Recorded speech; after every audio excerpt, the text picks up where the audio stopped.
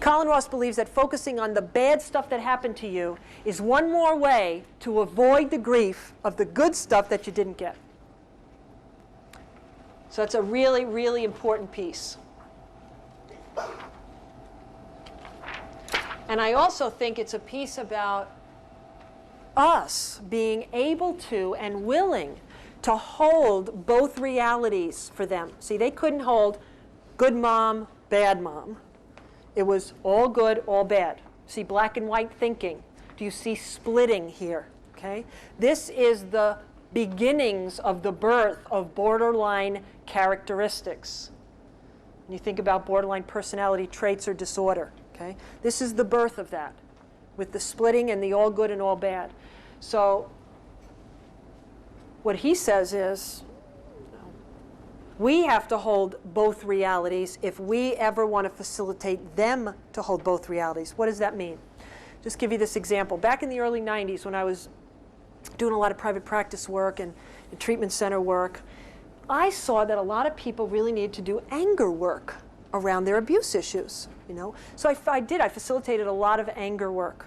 Well, isn't it coincidental that in my stage of healing from childhood sexual abuse, I was in the angry stage and was doing a lot of anger work? Isn't that interesting?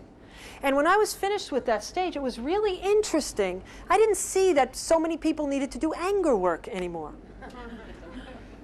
Okay? So what I would focus on a lot was, aren't you angry? You need to be angry to be empowered. You need to. And what I know now is that, talk about suggestion, okay? I was suggesting that based on some of my own stuff.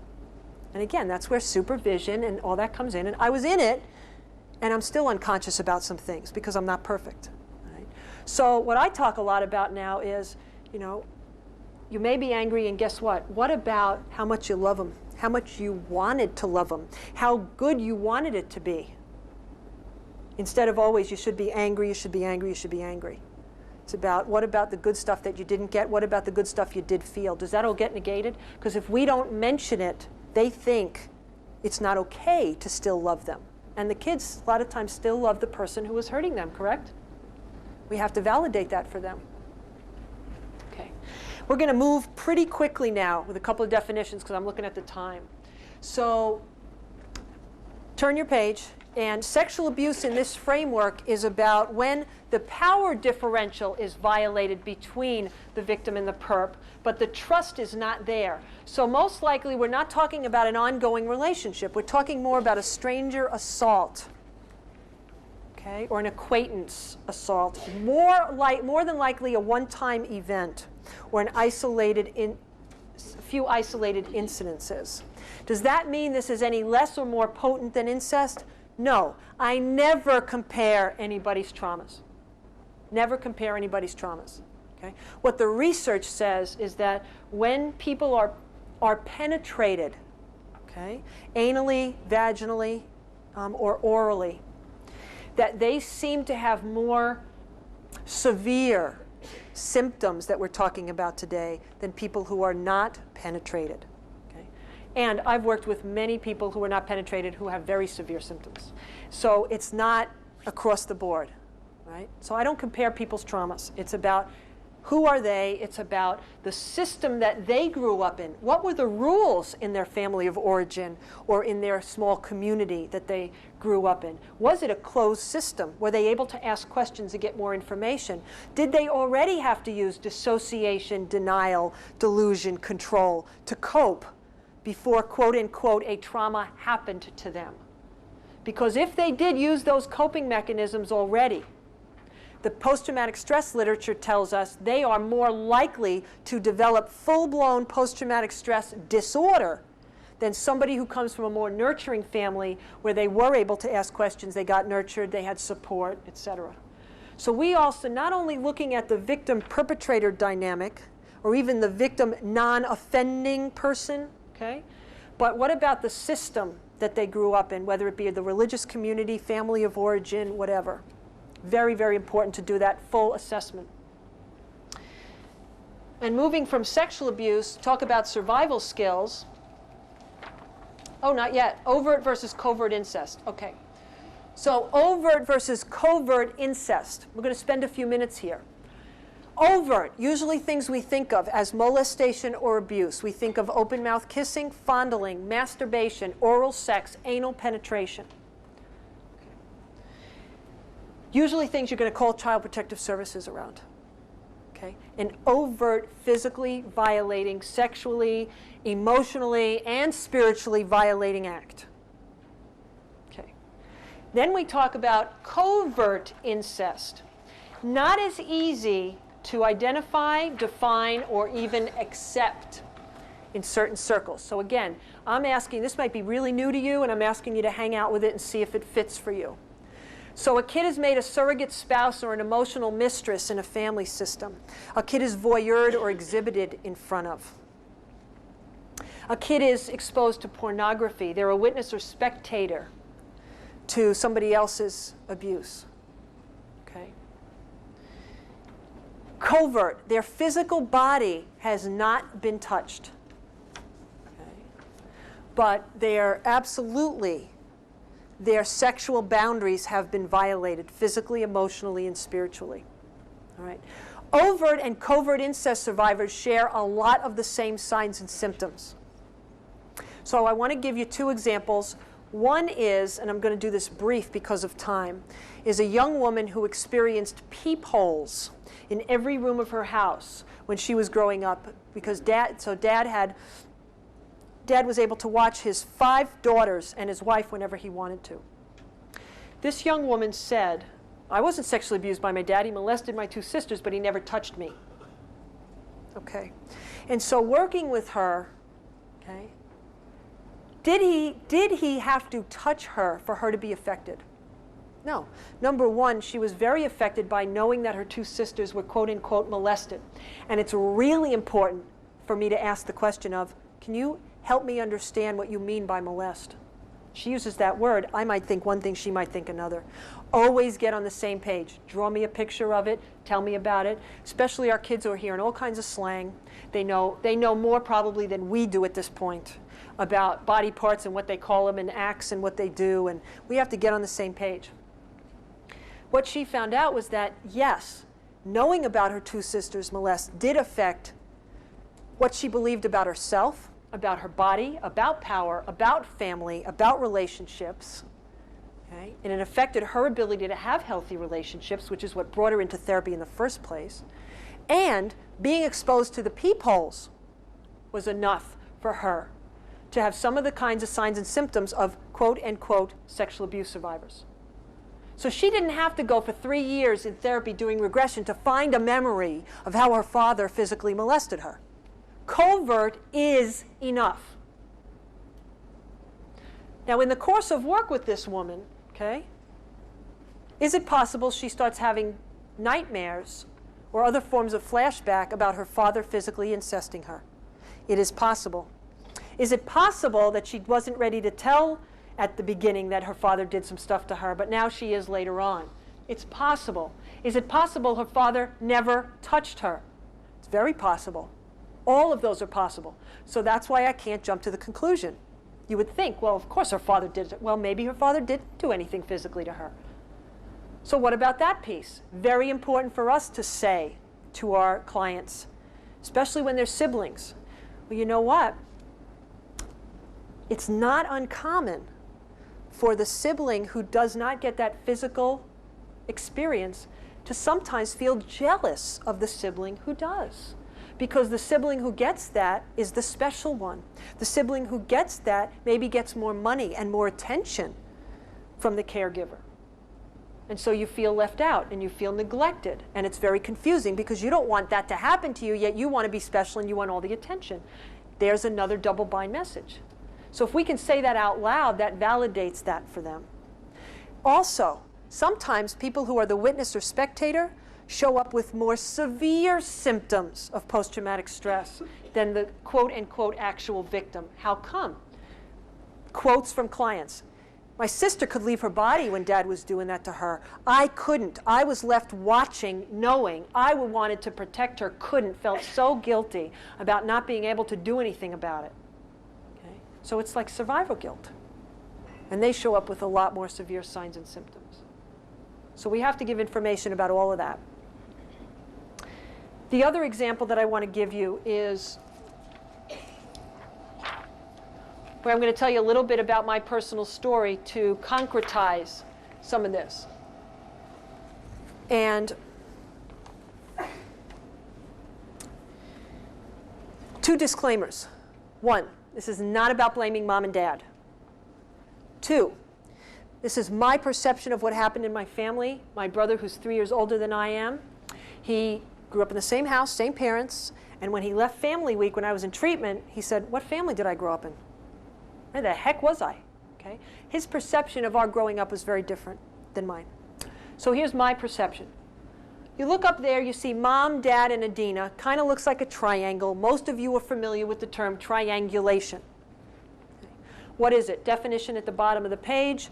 Mom and dad or major caregivers lack the skills they need to deal directly in their relationship. So without outside help, they use one or more of their kids to meet their individual needs and to get that communication gap bridged. Okay.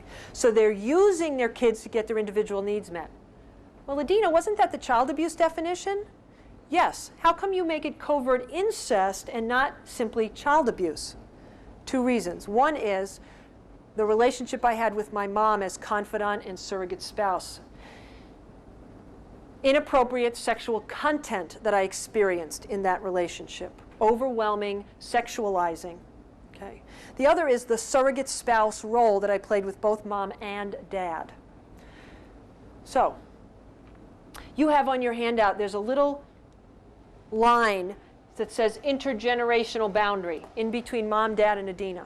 That is supposed to be present between the unified executive committee of mom and dad or major caregivers and the kids. And that's supposed to let us know what natural and logical consequences are and what's okay to share with the kids and what's not, and what's appropriate and what's not. When there is triangulation happening, that intergenerational boundary is damaged or gone altogether. So the family's off balance. It's going to do whatever it can to get back in balance. Okay? So it uses one or more of their kids. And for me, it was me who jumped up the intergenerational boundary to be in the peer spousal role with both of my parents. So it's not about mom and dad are bad. It's about the system set me up. They lack the skills. Does it mean I don't have feelings about it? You bet I have feelings about it. But it's not about blame, because then I get back into the rectangle and here I am again. So I don't want to be in the rectangle. So with my mom, I was a confidant and surrogate spouse, and I heard very inappropriate sexual content. My mom confided in me about the sexual relationship between her and my dad. I knew when it was good, when it wasn't, when it was happening, when it wasn't. And I was giving advice and counsel. Is that appropriate at 9 years old? No. Pretty easy to answer that. Now we have a tougher question. Here I am, 38. Got some letters after my name. I do the seminars. This is my specialty area. Would it now be appropriate for mom to confide in me and for me to give advice and counsel about that issue? No. How come? My mom's role as mom and my role as daughter will always define our relationship, no matter how chronologically old we get. Mom, daughter. We are not peers. We will never be peers. Okay? There are certain things that are appropriate and not. Her sexual relationship with herself and my dad is none of my business. Does that mean she doesn't talk to me about sex and educate me as I'm growing up? No, that's a totally different deal. Okay. So that's pretty obvious. That's sexualizing and overwhelming for a kid. Okay. Surrogate spouse role. Now, my dad never said specifically anything about sex. He said things like, you know, you really understand me. I can relate to you in a way I just can't relate to your mom. She just doesn't get it. Okay.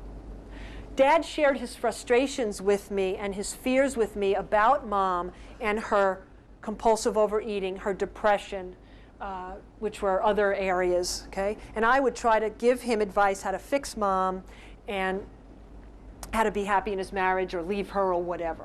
All right. So again, we're talking about 10, 11, 13, 15, 18 years old. The surrogate spouse role is a sexual role, whether there's physical sex happening or not. Isn't it seductive? I could talk to you like I can't talk to your mom. You understand me. Okay?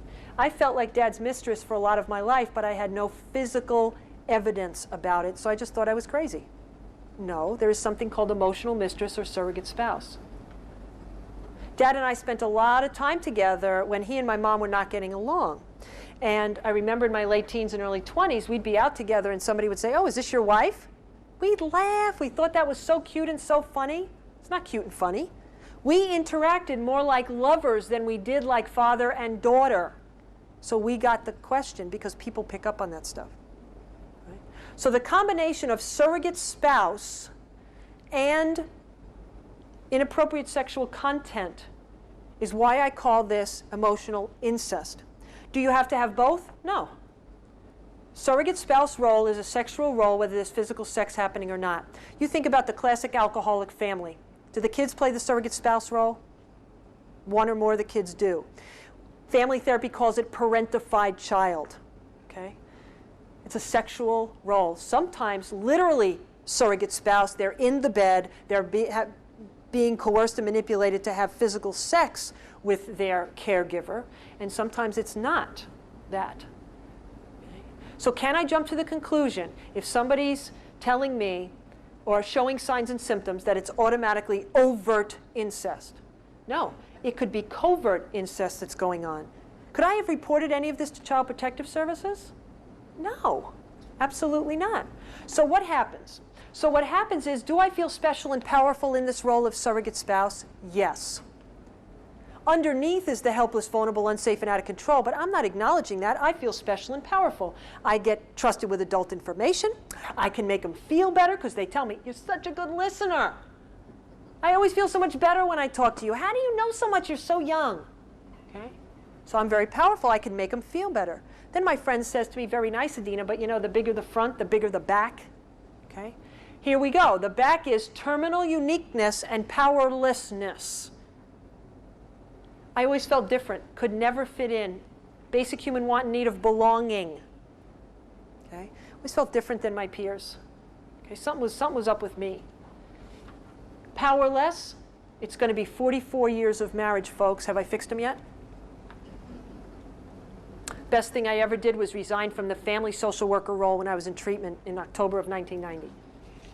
Did they throw me a resignation party? No. Have I done this perfectly? No. What happens? When crisis and stress occurs, we regress. Correct? We go back to old ways of coping.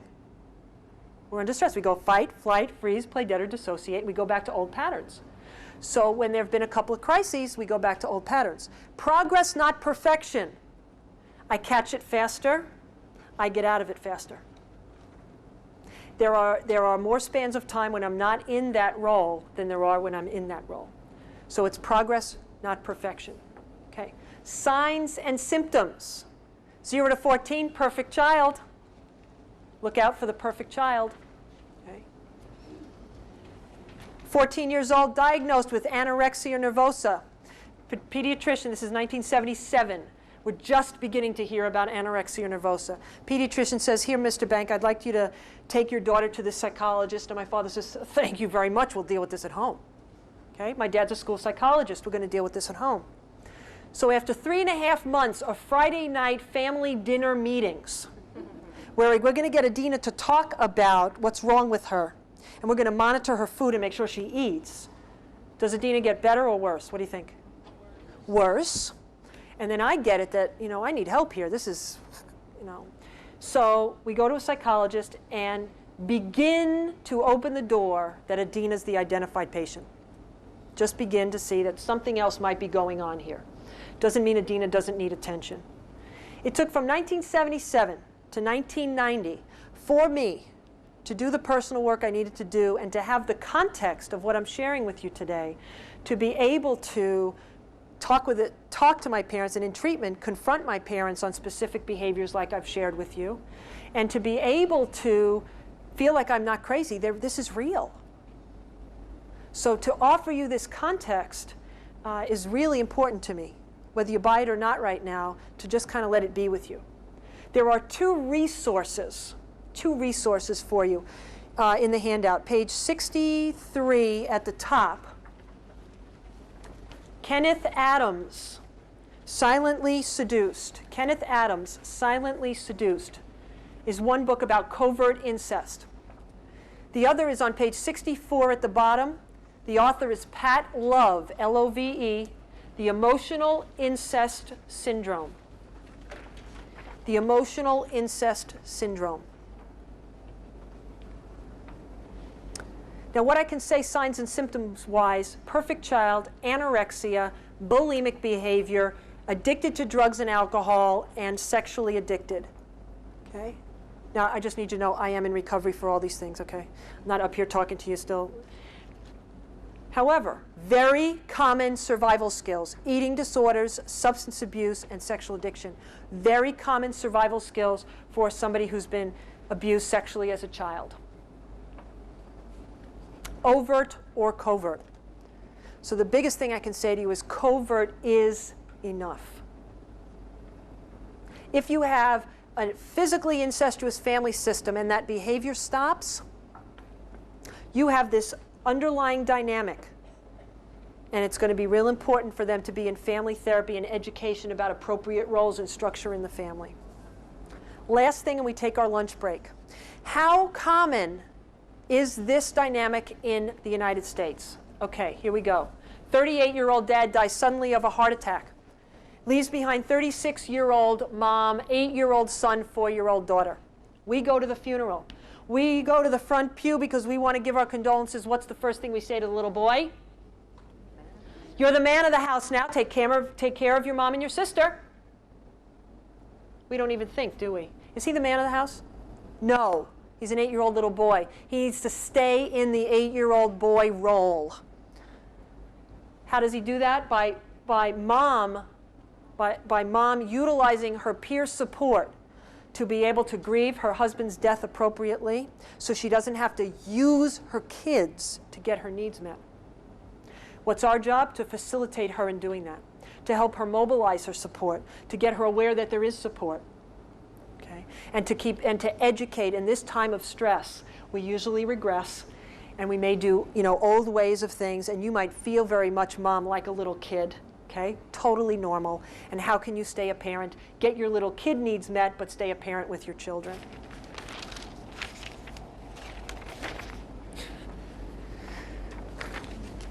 Looks like Stump the Presenter to me. Okay. Do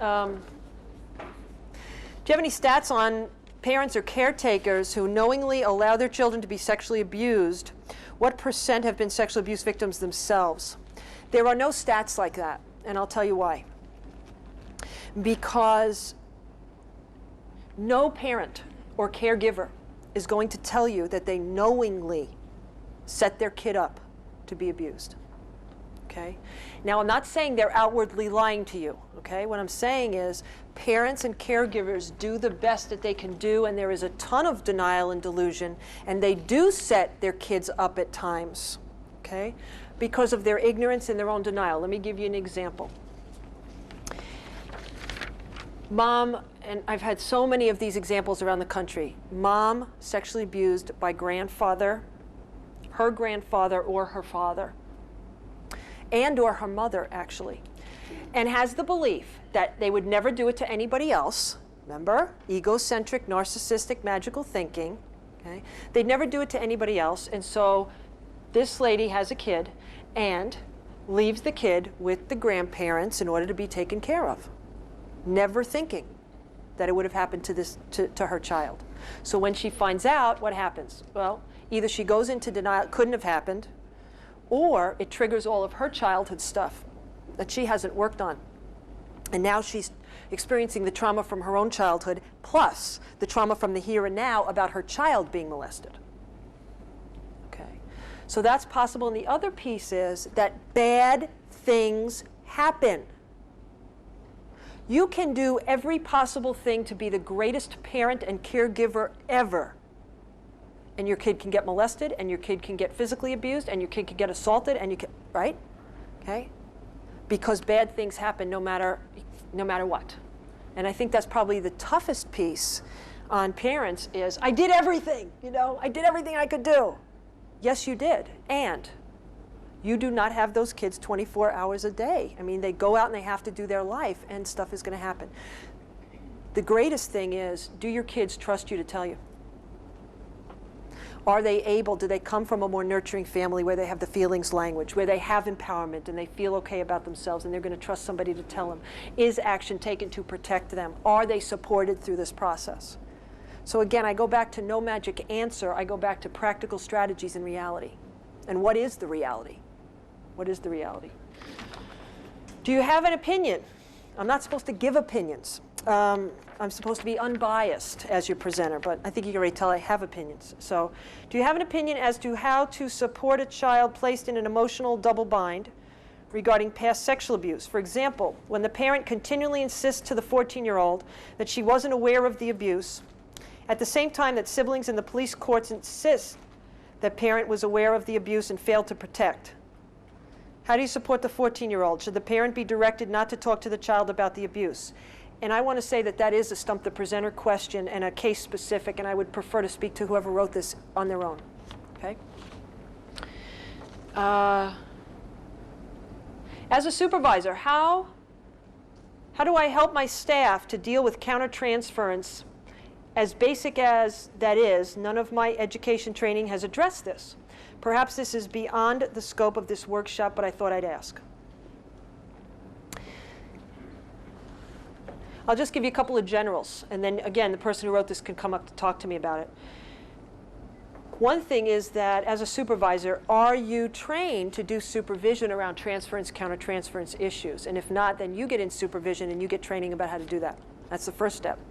The second step is to acknowledge to your staff in staff meetings that this is a very important issue in dealing with this, and that you want to begin to look at this with them and or support them to get a peer group and or somebody from outside to be able to do that with them. And so one of my questions that I ask students and people that I supervise is, what's going on inside of you in reaction to this client? What's going on inside of you reaction to this situation? So I do ask personal questions when I do supervision and consultation with people. And there is a difference for me between consultation and supervision. Consultation is, you bring me the case, I'll give you some suggestions. Supervision is, let's look at some of the transference, countertransference issues. Okay. So what's going on for you? What is this reminding you of? It sounds a little like therapy, but there is a boundary. I'm not going to do therapeutic work. I'm going to say, you know what, sounds like a therapy issue, go to therapy. But I'm going to help people, professionals, to realize that they are having these strong emotional and physical responses to a situation or to a client. Does that make sense? Okay. All right. I would like to continue looking through the handout and to go to survival skills. Now, everything we've been talking about today, I see as survival skills. Brilliant ways that the kids, adolescents, and adults have adapted to survive this trauma that they have experienced or they are experiencing right now. So they're brilliant ways. Okay, so pat yourself on the back. You made it. You're making it. You are surviving. You have survived it. Way to go. Okay? Guess what? I would take a guess that some of these survival skills might not be working so great for you anymore. They might be causing more problems than they're solving. That's why you're meeting with me. Okay? Because if these kids, adolescents or adults, didn't come to our attention, right? They say, well, everything's working just fine. Right, that's why you're meeting with me. Fine. Okay? Then you got to tell them what fine means.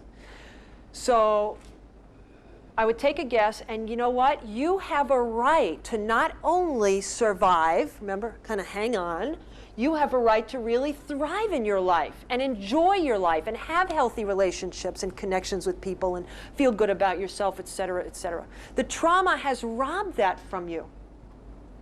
So you haven't had the skills. Nobody has taught you how to thrive. You've only experienced and modeled survival. Period. So how else could you know different, right? And you've been brilliant to come up with this so far, so you're here. I'm thrilled. Congratulations. Right?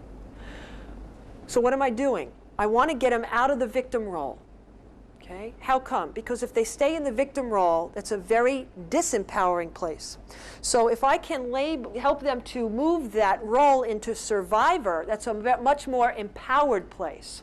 That allows us to then look at how they have been victimized and how maybe they continue to play out that role.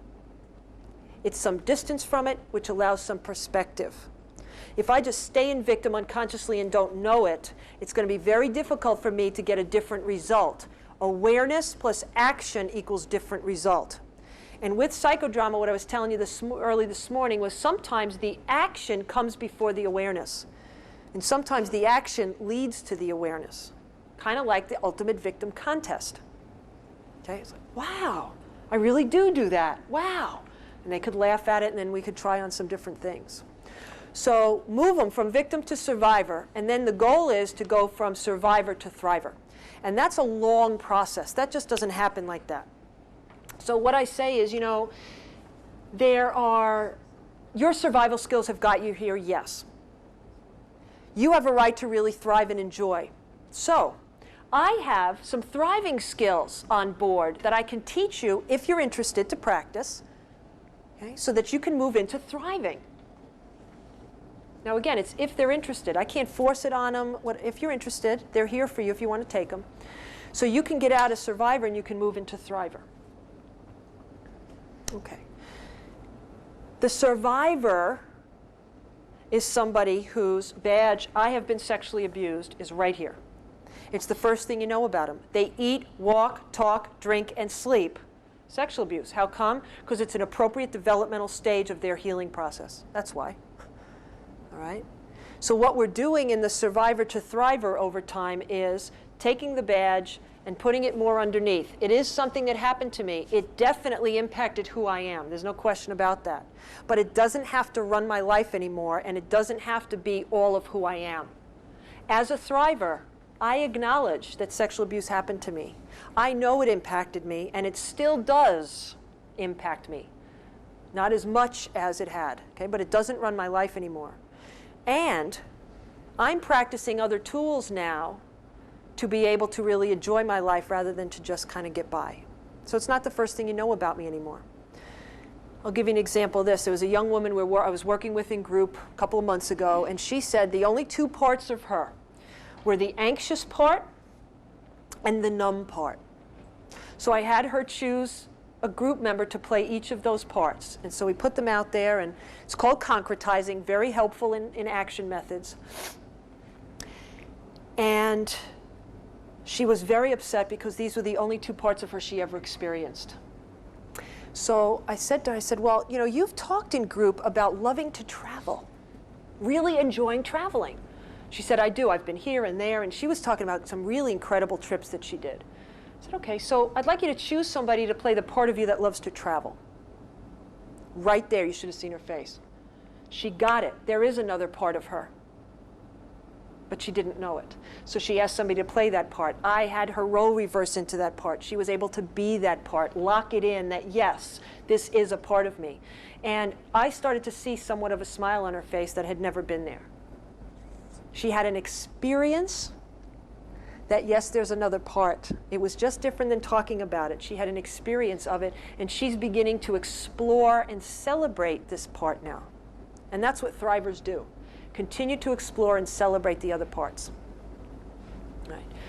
So one of my favorite interventions, and this keeps me out of rescuer role, is called the payoff and the cost list. Payoff and cost list. And I do it around survival skills because I want to honor survival skills. And I say, you're so brilliant, and let's really honor these because they've gotten you to where you are. And that includes all kinds of addictions. That includes suicidal thoughts and attempts, survival skills, trying to manage. Okay. So let's do a payoff and a cost list. So we take a piece of paper, we take a whiteboard or a chalkboard, and we draw a line down the middle, and we have payoff on one side and cost on the other. So let's say it's alcoholically drinking, okay? And so I say, all right, let's list all the payoffs you get, all the goodies you get from drinking alcohol, the way that you do. So we list them. And I say to them, you make sense. Okay? It's called validation. It makes sense that you get this from alcohol and that it works for you, whatever. Absolutely. And I'm not mocking them. It makes sense to me. Coming in, being in your shoes, yeah. My job professionally, add on to the payoffs that I see that you don't see. Throw it out there, discuss it. Should we put it on the list? When we're done with the payoffs, they're more likely to go over to the costs. What do you think you've lost? What does it cost you to drink this way? What does it cost you to believe this way? What does it cost you to do this behavior? We get the list. I validate. I say, I'm seeing some other costs that you're not mentioning. Let's put it out there and see if it goes on the list. The list is done. Weigh it out. Which side is heavier? Well, if they tell me the payoff side is heavier, what do I know about their motivation to do it different? Not there, or they're really struggling. So I say, you know what? It makes total sense that you're struggling with doing it different, or you don't want to do it different. You feel like everybody's telling you have to, but you don't really want to, because you're getting too much from it still. Maybe you need to go out and do some more research and development. Maybe you need to hit bottom, more pain. That's the addiction model of that hitting bottom. Now, would I say that to somebody who were doing self-mutilating behavior and suicidal behavior? No, I wouldn't say maybe you need to go out and do more research and development. What I would say is maybe you do, and I cannot and or will not support you in doing that. Because I don't know, maybe you do need to do that, but I'm telling you right here, I'm seeing serious consequences, and the ones that are left are death, insanity, or prison. And I feel really scared that you're going to have to experience one of those before you get it, and if you die, that's it, it's over, you don't get another chance. So professional concerns are appropriate, but can I control anybody's behavior? Absolutely not. So it keeps me out of the rescuer role when I do this. It's very validating and respectful to the person because their life is their life. And I don't care if they're 5 or 65. What I can say to you is I'm real concerned, here's the evidence, and you're going to do what you're going to do. And then again, it's my boundaries professionally. Do I continue to work with you now? What is our work going to be? If you're not willing to stop self-mutilating or to stop trying to kill yourself, what's our work going to be? Can I expect somebody to stop self-mutilating? That's it, they sign the paper and they're done? What do you think? No. Okay? I'm at a seminar for self-mutilating behavior last year in Tucson. I raise my hand, I say to the presenter, could you help us out, those of us who work in the brief managed care setting, could you give us some suggestions on working with self-mutilators? Okay. So she looks me straight in the face and she says, I have no suggestions for you. This is long-term work. Okay. So my controversial statement of the day is, sexual trauma treatment and recovery is not managed care friendly. All right. So we all knew that already. I'm not telling you anything you don't know. So what does that mean about those of us who are working in the brief therapy managed care setting? What that means is you are doing crisis intervention. And if you have to refer to that setting, you're referring for crisis intervention. Okay, so what are the goals of crisis intervention? Safety and health. What are the objectives? Stabilize, mobilize, refer, and educate. Okay? So does that mean doing deep therapeutic work? No. Are you doing important therapeutic work even in a short-term 6, 12, 20-week deal? Yes. But if you try to open up more than you can close in crisis intervention, you're outside the scope of your area and you can re-traumatize someone and they can be in a dissociative state and so can you. Can you say that over? Sure. So the goals of crisis intervention, and there is a, I'm going to get the page for you, 51. So page 51, top of the grid, is your crisis intervention stage. Your goals are safety and health. It's stabilize, mobilize, refer, and educate. So if I think I can do deep therapy work in crisis intervention, I'm inaccurate. I stabilize, mobilize, refer, and educate, which is therapeutic. Okay? I'm not saying it's not therapy, but it's different than an ongoing piece. I want to provide them with a corrective emotional experience, which means safe. So I want to stay within the limits of crisis intervention and provide them with a safe emotional experience so they can say, I had a good experience. Maybe I'll go back for more help, rather than trying to open up more than I can close or the client can close, and they're re-traumatized, and I'm traumatized. But this is not managed care friendly, which means this is long-term work. Sexual trauma recovery is long-term work. Does that mean everybody's in every week for the rest of their life? No, absolutely not. But to know that this is long-term work, okay? Over time. All right, so we go back to the payoff and the cost list, okay? So I have to be careful of my boundaries around what kind of work and who I will continue to work with.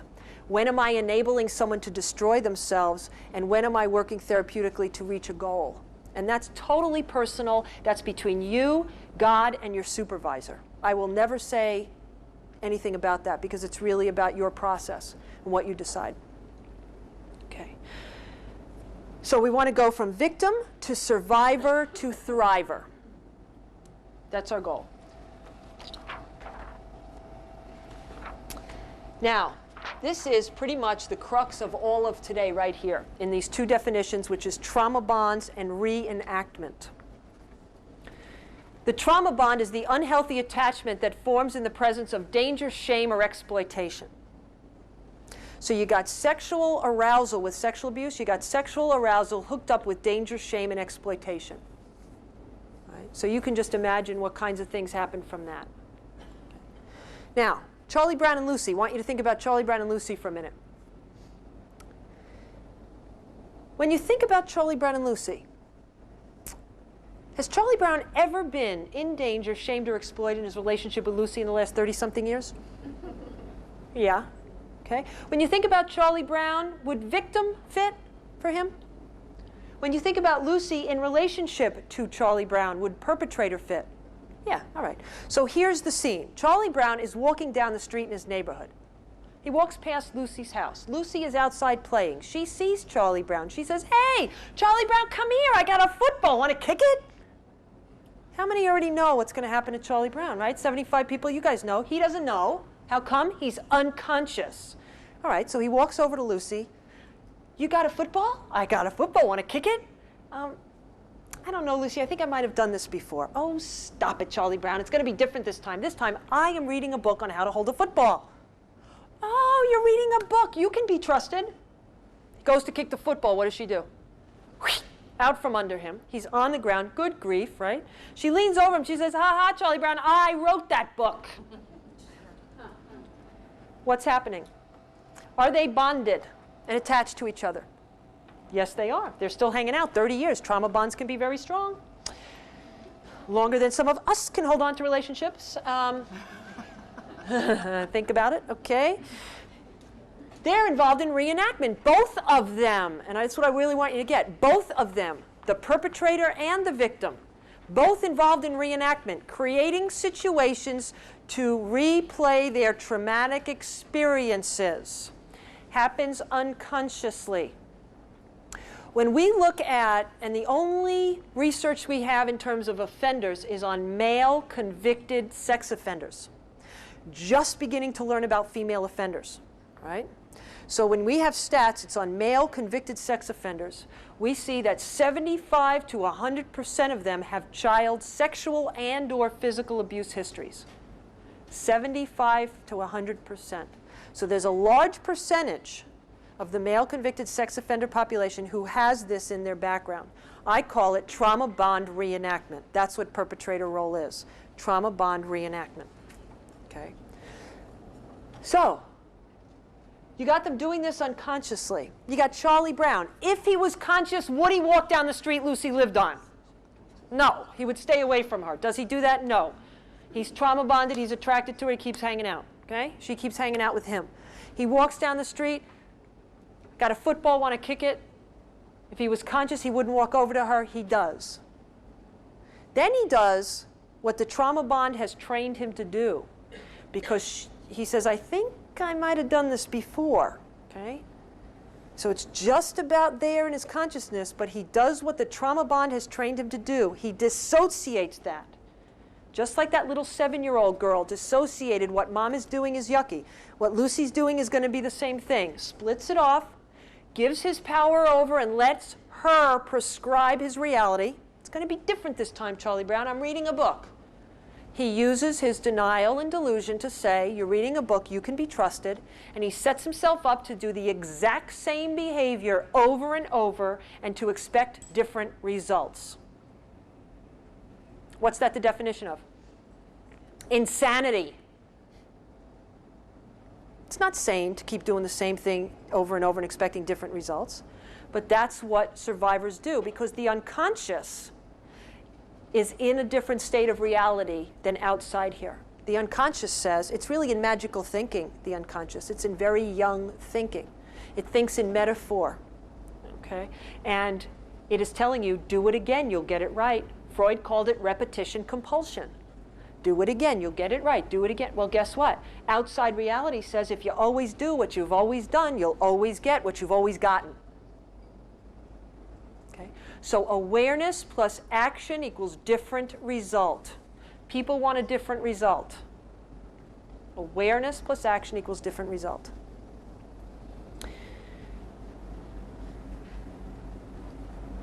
So with this, I can reenact my childhood trauma in the victim role, the perp role, the rescuer role, or the passive bystander role. So akin to inviting you to look at the rescuer role today, I'd invite you to look at, what childhood patterns do you see yourself reenacting when you get into that rescuer role? That's a part of your supervision, your own therapy piece, to gain more awareness about who you are, how you work, so that you can stay out of it when you're doing the work with the clients, and even in your personal life. Stay out of that rescuer role.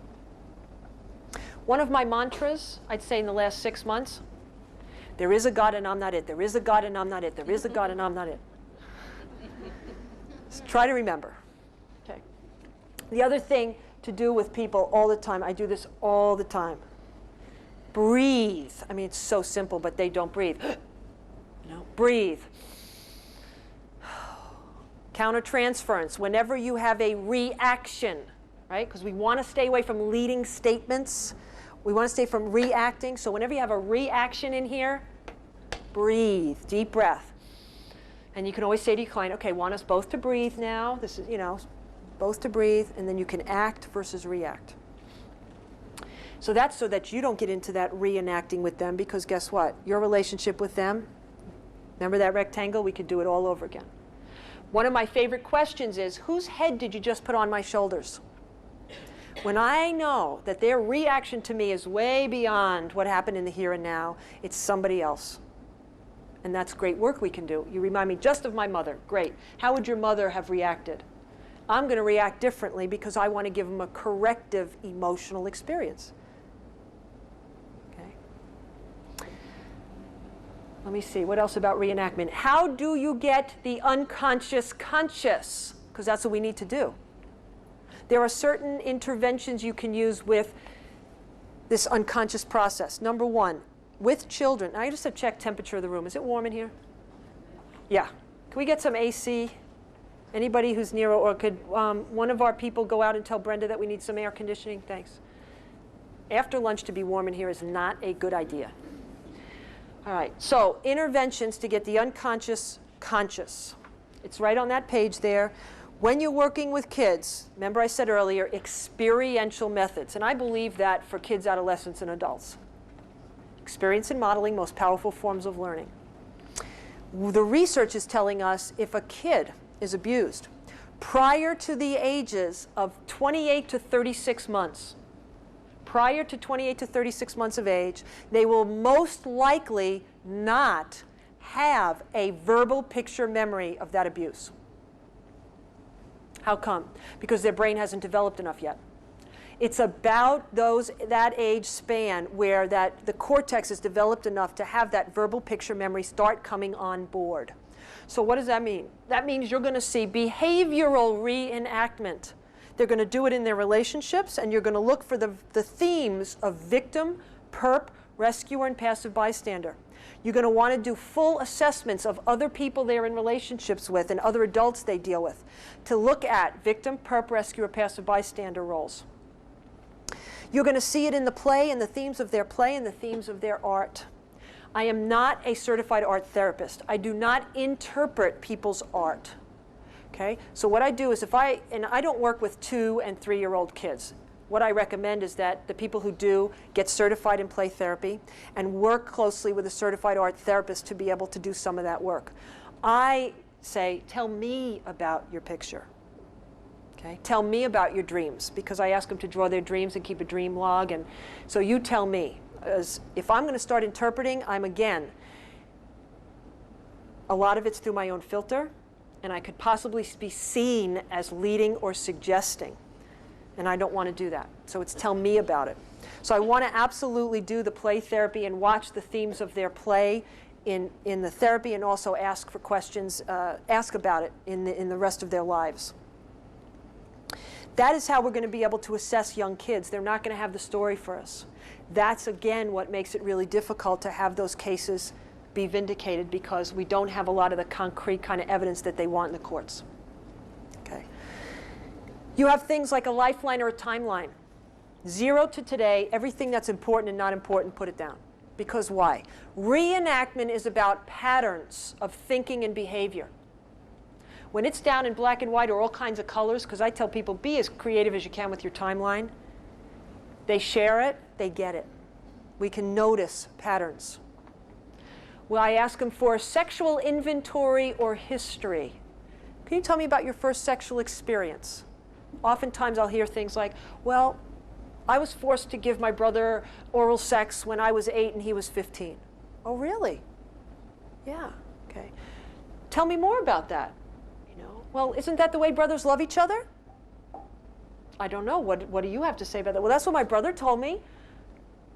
Okay. So when we do the sexual inventory, we may get some information we would have never gotten with other questions. First sexual experience to date. Relationship inventory.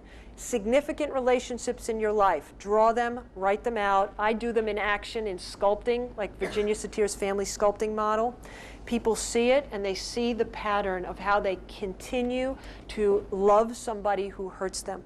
And they continue to see the role that they play. And maybe different roles that they flip. This relationship, I was a victim. Here, I was a perpetrator. Here, I was a rescuer. Maybe I'm playing all of the roles in one relationship at one time or another. Okay? And it's been running my life. So those are ways to get the unconscious conscious. Now, the whole umbrella treatment goal, okay? There are about 11 or 12 treatment goals for survivors. The umbrella treatment goal over all of those is the following. Disrupt the trauma bond. That is the #1 thing we are doing, no matter what intervention we are doing. It's to disrupt the trauma bond. That is the main gig, main deal. The most powerful way, #1 way to disrupt the trauma bond, would anybody be willing to take a guess? To have healthy bonds available.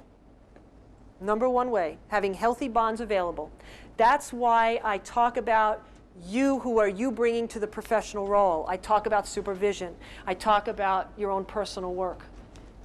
The relationship you have with that client, whether it be an interview, whether it be a long-term relationship clinically, whatever, is the most critical piece of intervention that you have. Experiencing and modeling all in one right there. To lock in health and safety rather than the trauma. So disrupt the trauma bond, more healthy bonds available. Resiliency literature says a kid who is traumatized will show up more resilient in adulthood the more significant adult bonds they have as they grow up. The more isolated a kid is, the less resilient they will be. So we are always building support system. Always, always, always. Laughter is part of it. Laughter is part of it, and laughter is a very important part to model for our clients that you can laugh, that it doesn't mean you're laughing at the tragedy, okay? But you can have some perspective on yourself. What happened to you is extremely serious. Do you have to take yourself so seriously? That's a whole nother deal.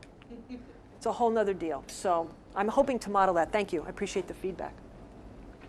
Now, we talked about getting the unconscious conscious, and that a lot of this reenactment happens unconsciously. So I want to lead you to page 12, where we're going to talk a little bit about IMAGO relationship therapy and how it fits in here. And it's beautiful right here because IMAGO therapy's whole premise is get the unconscious conscious, because we're doing relationships unconsciously. And we are continuing to re-wound and re-traumatize each other. Okay? We have a very overt, exaggerated example today of how we are re-wounding each other, okay, with bombing and terrorism rather than healing each other. All right.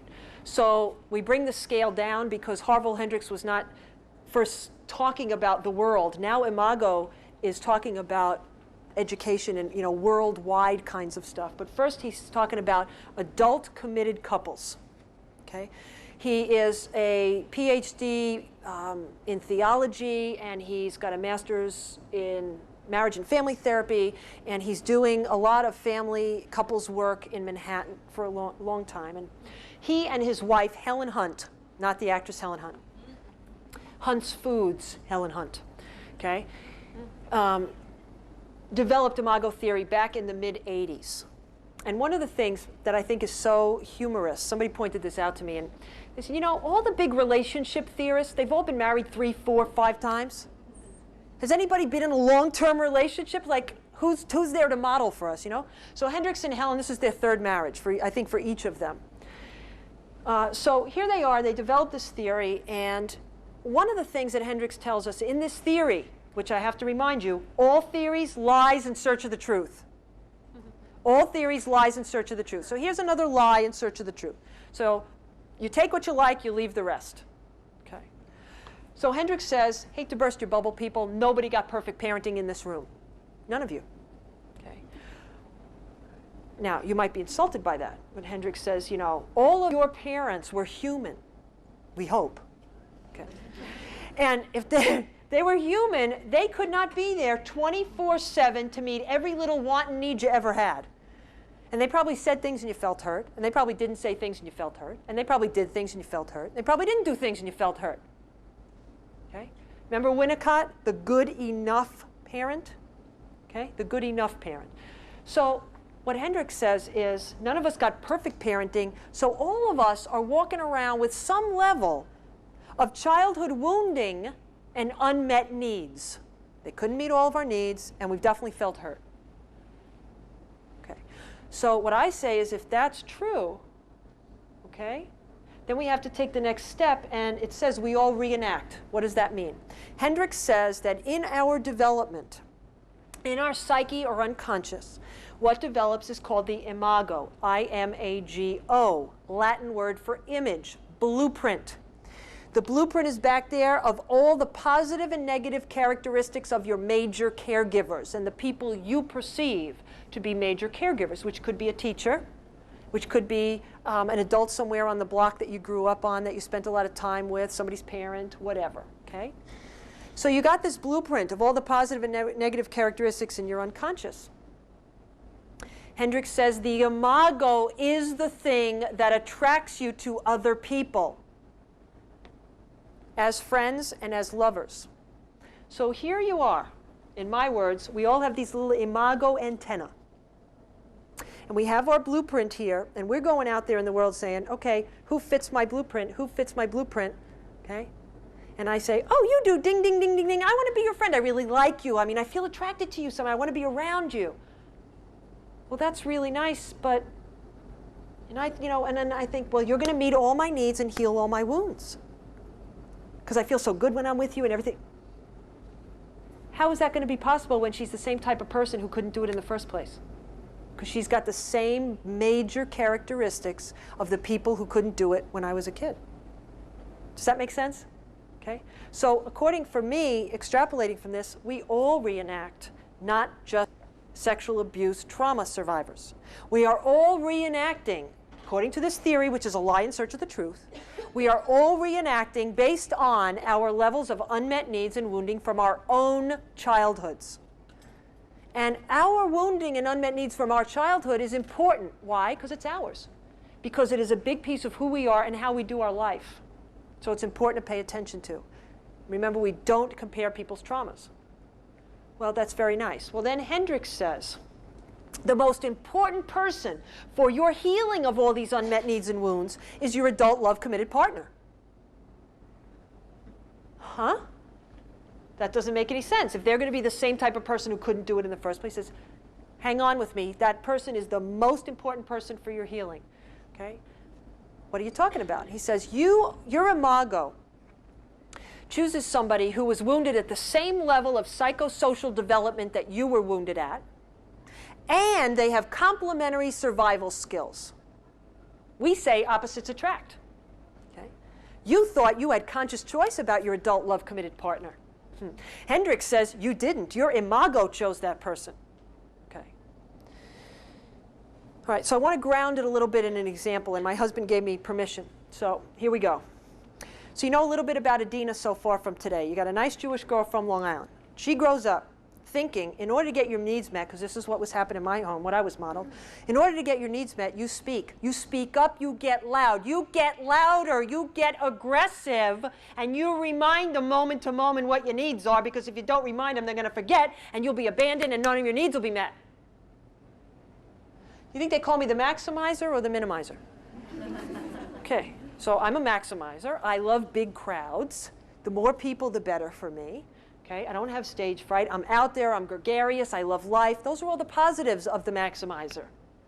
Okay. So same level of psychosocial development, complementary survival skills. Who do I fall in love with? The Scottish Connecticutian from a large alcoholic family who believes to avoid and deny at any cost. Who else am I going to fall in love with?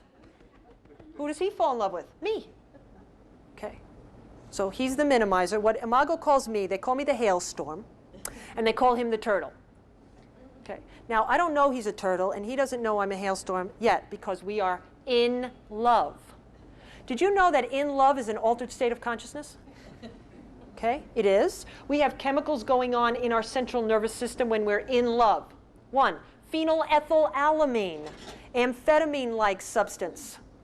Do you ever notice when you're in love, you don't really have to eat, you're not hungry, you're alert, you can stay up, you have intense conversations and they're long, and if you have sex with your partner before you're married, that, you know, it's so great and you have it often and it's wonderful and everything is just great. What? But then, when you go to work, it's really hard for you to concentrate on work and do things because you're kind of fantasizing and drifting off and thinking about being with that person and how wonderful it is and everything's so great. And well, there are other chemicals going on in your brain at that time too, and they're called endorphins and enkephalins. Natural opiates like morphine and heroin, high levels. So you can't concentrate, you're daydreaming, you're fantasizing, you're dissociating, and you're on speed. So you got speed and heroin going on in your system. So of course you're in an altered state.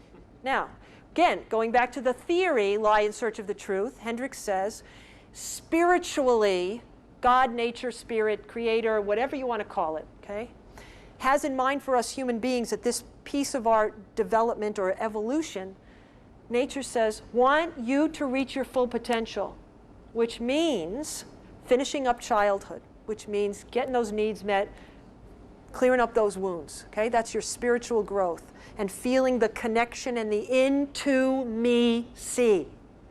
Into me see. So experience the connection, love that connection, be in it, and manage it rather than try to get out of it. Okay. Well, thank you very much. So what does that mean? That means that nature says, I'm going to give you the in-love stage for between 3 and 18 months. Because if I gave it to you anymore, you'd stay drugged the rest of your life and you'd never grow. Okay.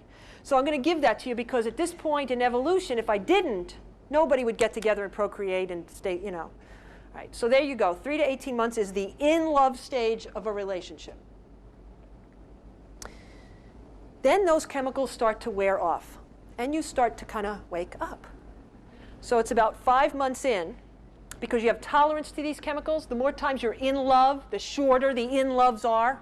Okay, so it's about 5 months, and I'm sitting in my apartment with Craig, and I'm saying to him, I'm not moving in with you in September. This is July. I said, I'm not moving in with you in September. And he says, why not? And I said, look, let's just face it. We hate each other right now. Okay? And he says, I know, but what does that have to do with anything? Okay. You're supposed to laugh now. Okay. What happened? I mean, he was the strong, silent type who trusted me, and I was like the one who really knew him, but nobody else really did. And I was the vivacious, gregarious, zest for life woman who was now suffocating and smothering him, who he couldn't stand and had to get away from. That's called going out of the in-love stage into the power struggle stage, which is another natural developmental stage of a relationship. Intimacy scares us human beings. If you got people who are wounded, you got people who are incested, okay? Then they have more wounding on top of that rather than regular human beings. You got all kinds of intimacy fears, correct? So you got two incest survivors in a relationship here, scared to death of intimacy. After the in-love stage, we're at a place of, what's going to happen here? Hendricks calls it the choice point of mature love. The choice point of mature love. And he says, hang in there to see if you can move from in love, infatuation and all that, drug state, to a decision around loving this person and yourself. Now, we didn't know anything about IMAGO at this point. What I knew is that I couldn't stand this guy, and he was totally in the shell. Remember the turtle? He was totally in the shell, wouldn't come out of the shell. I was emotionally abandoned, and I was hailing on that shell because I wanted him to come out of that shell, but every time I would hail, he'd go deeper in the shell. So we were re-wounding each other every time. So we decided that, we wanted to see if this relationship would go anywhere, so we decided we'd do couples therapy. Awareness plus different action equals different result. So you got two therapists going off to couples therapy now. And who of you in the audience would volunteer or be paid even to be our therapist? Anybody? People are like, no! So Steve, we pay Steve to be our therapist. He works miracles. Within 4 months, we're engaged to be married, and we're like rebonded. Everything's great. Do we know how Steve did this? Well, Steve doesn't know how he did this, but how he did it was we didn't like him, and we didn't like what he did, so we used to talk about him to and from the sessions. So we call it common enemy therapy. It works. Okay. Did we look at any of this stuff? Not really. What happened? Power struggle again, about 1.5 years later. I go to marriage and family therapist without Craig, because I couldn't even look at him at that point, and I say, Carol, I have tried every single thing to get him out of the shell. I am here because I must have missed something. Tell me the answer. And she says, well, is this familiar for you? I'm like, I don't care it's familiar. I want the answer. So she said, well, have you ever thought about backing off? No, and why would I ever think about backing off? Well, maybe you're not giving him enough room to meet your needs if you're always in his face. And I'm like, oh. She told me the truth. Okay. So then she said to me, I know you work a 12-step program. So I want to challenge you to something. I want to challenge you to back off verbally and non-verbally for 30 days and not tell him what you're doing.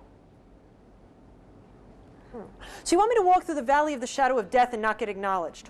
Yeah, that's what I want. Okay. So here I am, up for a good addict, up for the challenge, So I'm going for the challenge, and I have probably the highest anxiety I've ever had in my life, think I'm going to die. My vision really was, the guy out in space with the spacesuit on, with the hose coming out, and there's nothing attached to it, and I'm just floating out there.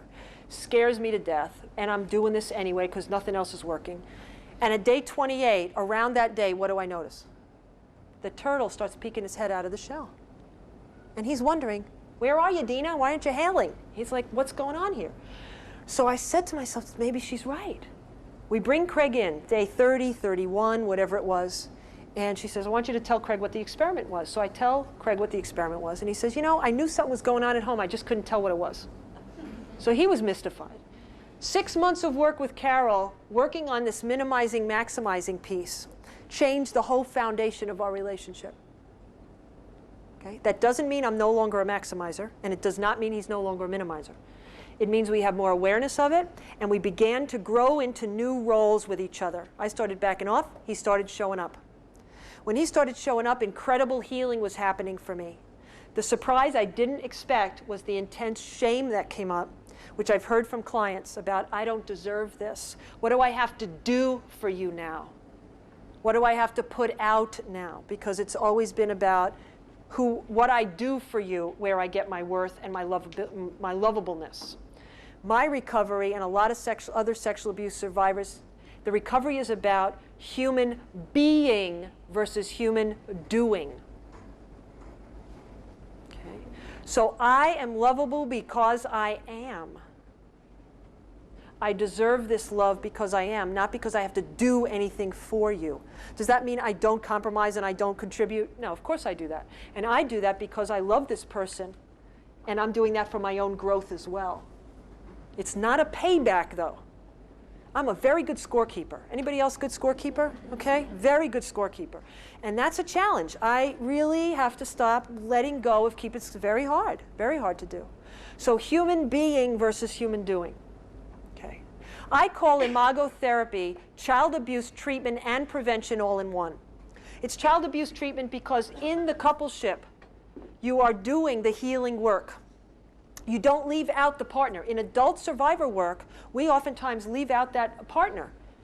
The husband or the wife don't know what's going on at all. They feel very left out. This is bringing them right in vivo again, in relationship, getting that healing happening.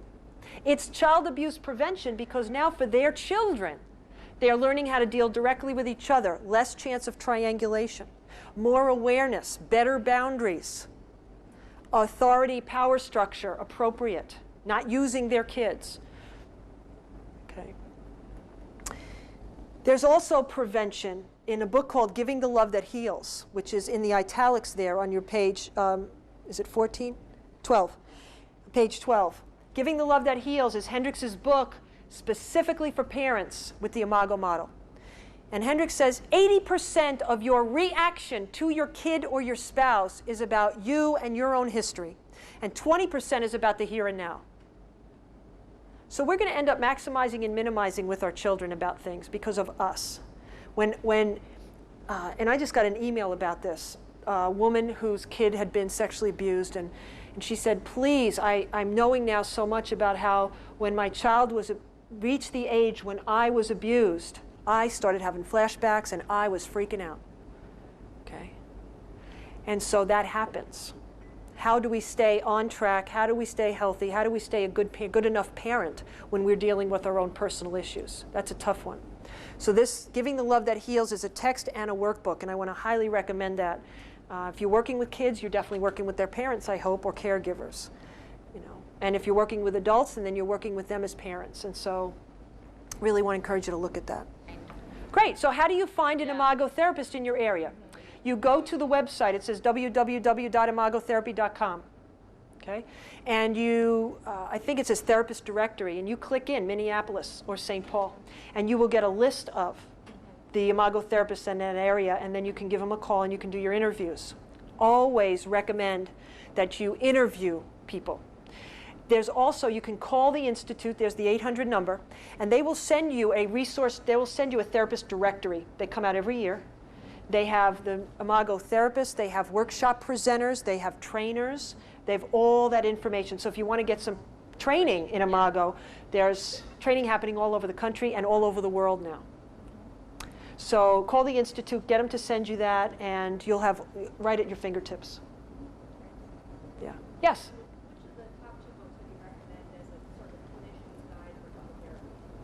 Clinician's Guide for Couple Therapy. I'd recommend you look at Keeping the Love You Find. It's more written for the singles approach, because Hendricks does have an approach for singles. It's not like, oh, you're not in primary relationship? Sorry, you can't heal, Yeah. I mean, but it's in relationship. All singles work is done in group, because it's all about relationship. That goes more into the theory, and would be more helpful, I think, for the clinician. There's also a couple of other books out now, not by Hendricks.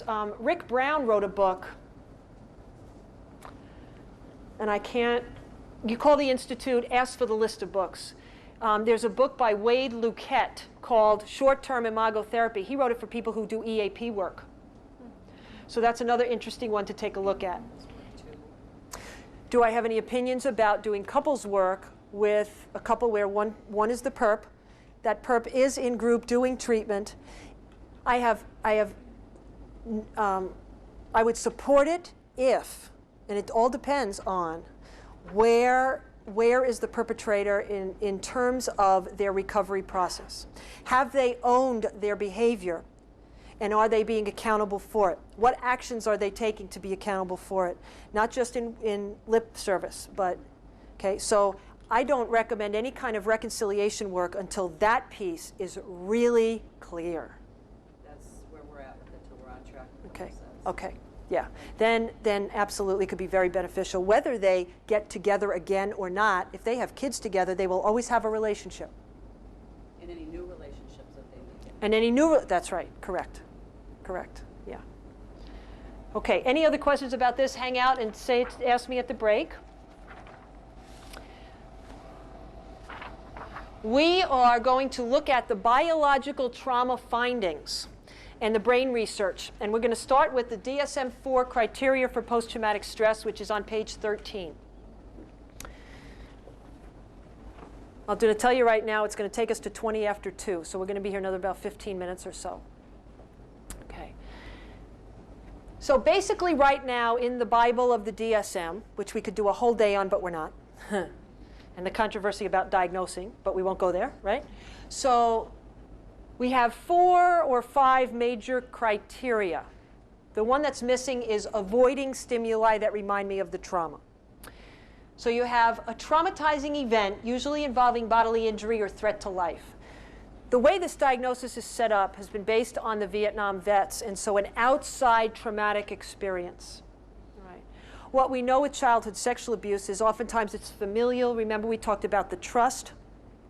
There's a lot of betrayal in there, attachment to the perpetrator, locus of control shift. So there's a lot more subtlety in there than being involved in a war, an outside war, where a lot of times it's easy to identify the enemy. How do you do that when it's mom who you love and yet she's hurting you? Okay. So there's a lot of argument from the trauma people to get some of this diagnosis changed to include what Jennifer Fried calls betrayal trauma and the betrayal of a major caregiver or a trusted person. So again, we got to wait for the next book. So with a kid, now we've talked about this enough I think today, with a kid who experiences sexual abuse or incest, would you agree that they believe that their life is threatened? Mm-hmm. Absolutely. Okay. Intrusive re-experiencing of symptoms, we call them flashbacks. There are full flashbacks and there are partial flashbacks. There are a couple of pages of flashbacks, about flashbacks in your handout. So I'm not going to read that over. Okay? It's page 14 and 15. I'm not going to read that over. I'm going to let you look at it. What I want to say is the full flashback is when somebody's body is with you in the here and now and the rest of them isn't. And they're re-experiencing the trauma all over again. There are a couple of guidelines. 100% of the time is going to help you out. Keep breathing. Do not panic. Okay? That's when, and you pray, and that's when you say, there is a God and I'm not it. There is a God and I'm not it. This person, now, you may be able to get him out of that flashback, and you may not be able to get him out of the flashback. You do not want to go over and touch them, because they are in a different state right now, and they could very much see you as somebody who's trying to hurt them, and they have a lot of strength in that altered state, and you can get hurt, and they can get hurt. If somebody is in a flashback like that, and they are hurting themselves and punching themselves or headbanging or trying to, scratch themselves, you are going to need to intervene somehow. And so what I do is I say, my name is Adena. I'm Adena. You're in my office. It's September 11th, 2001. I'm walking over right now. I'm going to touch your arm. I'm here to keep you safe. We're going to put a pillow here. I'm going to say, so I'm saying everything I'm doing. And I have never been hurt. And I've not even had to do that often. What they say to me when they come out of the flashback is, I knew you were there.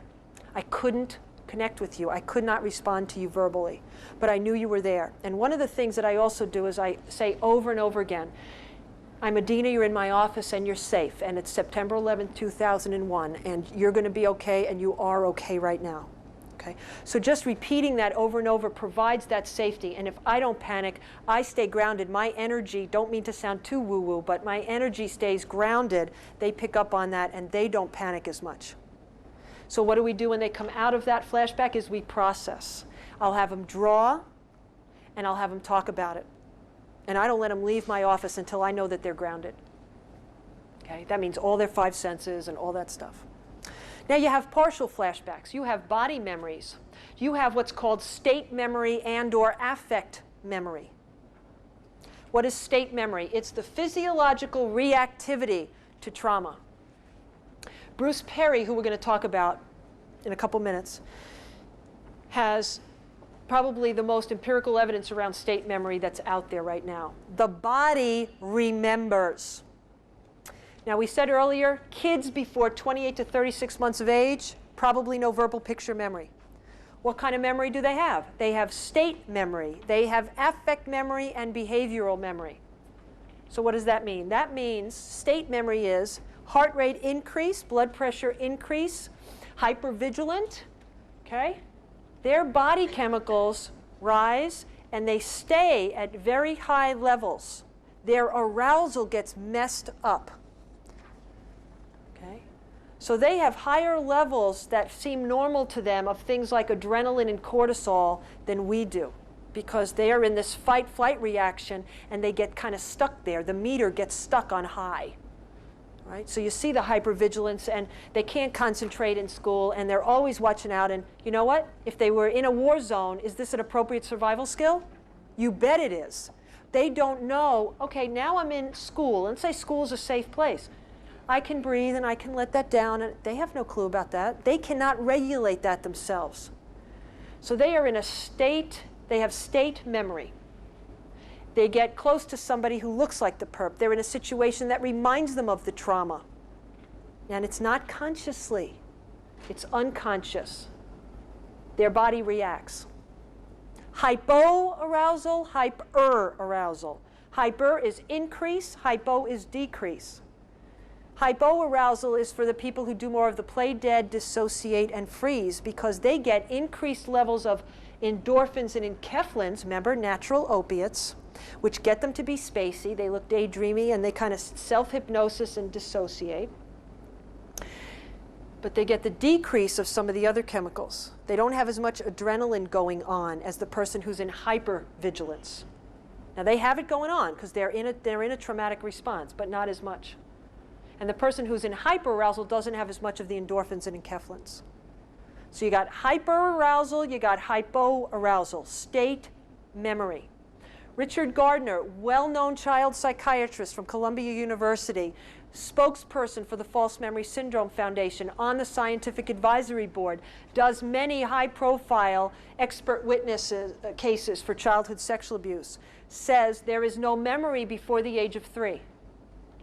So that is a red flag of a false or implanted memory of abuse if somebody tells you they were abused before the age of 3. What do you think? No, we have state memory, affect memory, and behavioral memory. Okay? Now, if you ask a group of people, tell me about your first childhood memory, on average, they're going to tell you about a memory that happened around 3 or 4 years old, because that's when the development comes on board. Okay. Yes, somebody's abused before about 3 years old. They will not have a verbal picture memory of their abuse. The way that they will remember it is in their body response with the hyper or hypoarousal. They will remember it in their emotional response. So they may be in a situation or be around somebody, even the perpetrator, and they go into freeze mode. Or they go into, panic-stricken, or they feelings of powerlessness or terror or aggressiveness. So in their affect they're going to show us. But they're not going to have a story in sequence. This happened, and this happened, and this happened. And you know, when you remember something, you have a kind of a picture with it. They might not have that. They have it in their body, they have it in their feelings, and they're going to act it out in their behavior. That's the best they're going to have. And so when you try to go and hypnotize them to find a memory, might not be there. Okay. So it's very, it's very difficult because we're so used to this thing. If they can't tell us a story about it, didn't happen, they're making it up. No, it's not true. And Perry has shown us through his research that that is not true, and has enough documentation to prove that now. Okay. There's something called state-dependent memory that's important to mention. When somebody gets triggered and their body goes into that hypoarousal, they are now in the same physiological state they were in when the trauma happened. They are now more likely, or they're vulnerable to having other traumatic memories surface at that time, with pictures possibly or without, okay? To be overwhelmed. So with all of this trauma going on right now, there could be people around New York in the World Trade Center who are doing just okay. This happened, and they are in massive flashback right now, and they are flooded with other traumatic memories, because they were in the same physiological state that they were in when their original trauma happened. And it's like, we know that there's retrieval pieces for memory now. Okay. Let me give you an example. I'm going to take a couple minutes for this because I think it's important enough. Back in the late 70s, they did a state-dependent memory study. This is kind of the beginning of this. They took a bunch of college students from Psych 101, right? Because you always had to volunteer for those studies. So they take a bunch of students, all right? So they say, okay, guys, we're going to give you a couple of joints of marijuana. We want you to smoke it, and everybody's going to get high in the room. All right? So the student's like, okay, all right. So they all get high, and they say, all right, we're going to teach you something now. So they do a lesson, and they teach them something. And they say, go home. You're going to come back at the same day, the same time. You're going to sit in the same place. We're going to control for all the variables. And when you come back, we're going to split the room in half. This half, you don't get any more marijuana. This half, we're going to give you another couple of joints. You're going to smoke, and you're going to get high. And now we're going to give you a test on what you learned the other day. Who did better on the test? The high group did better on the test. How come? Because they were in the same physiological state they were in when they learned the material. It's easier to retrieve. Now, wouldn't that have been helpful information to have in college? So what I say is, if you couldn't have it then, you can always pass it on to your children. Yeah, right, okay. No! I'm looking at, okay, we got about 5 minutes. So we're going to flip over this page. We're going to look at Bruce Perry, and I'm going to be very brief about him. And my biggest, you turn 2 pages, I'm sorry. You have the flashbacks page, and now we're on page 17. And I think my biggest recommendation is get on the website. There is a website and email at the bottom of that page for Bruce Perry. There is a monthly newsletter that he sends out updating on all of his research and articles that he writes. He is a developmental psychiatrist who writes in a way that we can understand, which is a blessing. Was he the one that helped with, who did studies with the kids who were in the Oklahoma City, the bombing? Was he the one who did? I know he did. He did. Yes. He did Waco. Waco, Texas. He did Waco, Texas, and he also did Oklahoma City, because he's at the Baylor College of Medicine in Houston. So yeah, he's like the biggest name right now in terms of this kind of research. And what under the term child maltreatment. And so get on that website, get the information from him, and read some of his stuff. If you're interested in the brain research, if you're interested how the brain is affected by severe abuse and neglect, Perry's the guy for you. Now, his main contribution is that he has shown by the use of PET scans that beyond a shadow of a doubt, the central nervous system is affected by the environment in conjunction with the genetics.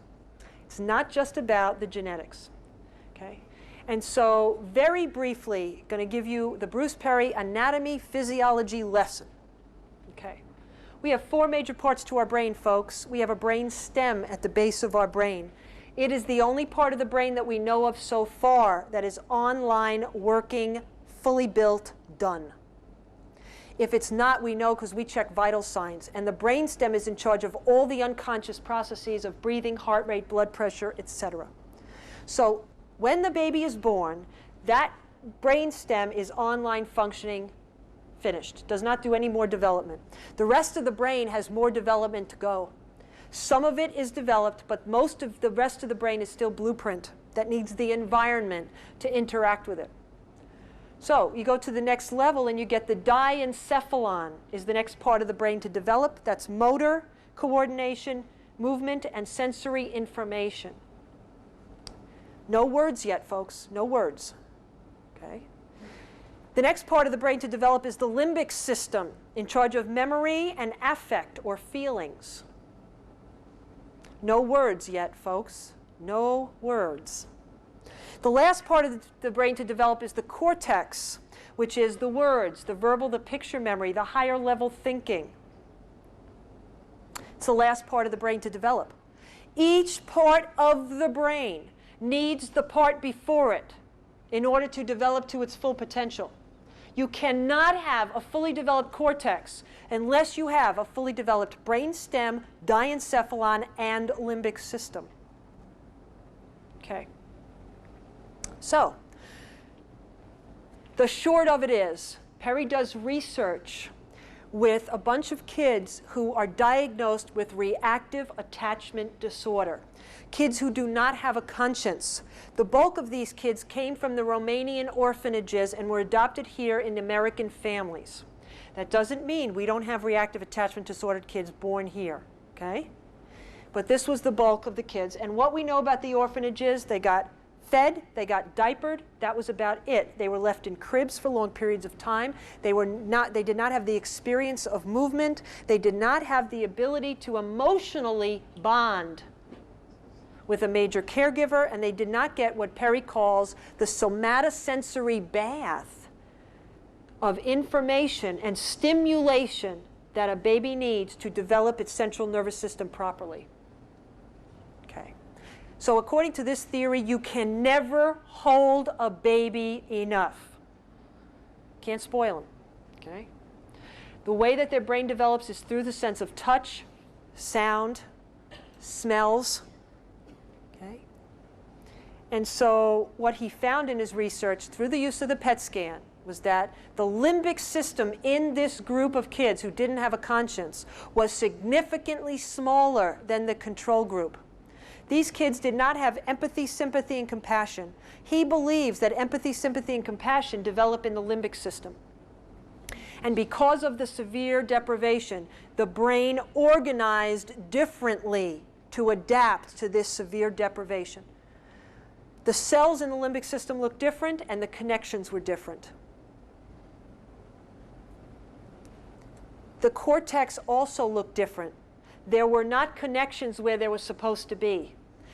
Very serious impulse control and learning disabilities because the cortex could not develop to its full potential because the limbic system hadn't developed to its full potential. So the whole brain, and he didn't talk about the diencephalon, but you got to think about if they weren't able to do the movement they needed, that wasn't developed fully either, okay? Because he was focusing on this empathy, sympathy, and compassion piece. So far, he's saying that if we get kids earlier than about 8 years old, we have an ability to change the limbic system and allow them to have empathy and sympathy and compassion. If we don't get them after 8, doesn't seem to be good chances. However, there are other people coming out with research saying they're working with adolescents who have attachment disorder, and they are showing changes in the limbic system in the PET scans. So we don't know a heck of a lot more than we know. Don't give up on them. The one thing that's important to know is that kids with reactive attachment disorder rarely respond to traditional forms of therapy. So we're talking some alternative controversial ways. We're talking about attachment and bonding therapy. That does not mean rebirthing therapy. You know the two therapists who were jailed and convicted of killing a 10-year-old? Okay, because they were doing rebirthing. That's not what I'm talking about. Right? There is a reference in your resource section for the Attachment Center in Evergreen, Colorado. And I would contact them to find out more information about this kind of therapy and who's certified in your area, et cetera, et cetera. And always interview. I want to say something about this book right here, Finding Safety, Boundaries for Teenagers, How to Recognize and Protect Yourself from Abuse. This is a book that I recently got as a colleague of mine out in Tucson who wrote this specifically for teens. And the school counselors, she is a school counselor and teacher. And if anybody wants to look at this, come on up and take a look and see if it might fit for you and for the work that you're doing. Okay. Did you give us her name, or could you give us her name? I could give you her name. Her name is Carol, with an E, C-A-R-O-L-E, Marlowe, M-A-R-L-O-W-E. Thank you. Okay. What's the name? It's called Finding Safety.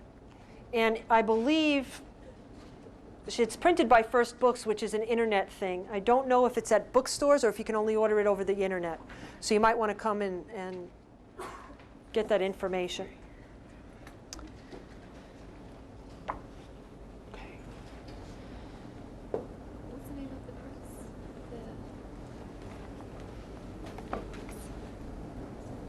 Bruce Perry. Last thing I'm going to say about him, then we're going to switch over to the next researcher. He's finding in his research that more boys do the assertive, aggressive, acting out, fight, flight behavior. The girls do more of the freeze, play dead, and dissociate behavior when traumatized. Okay.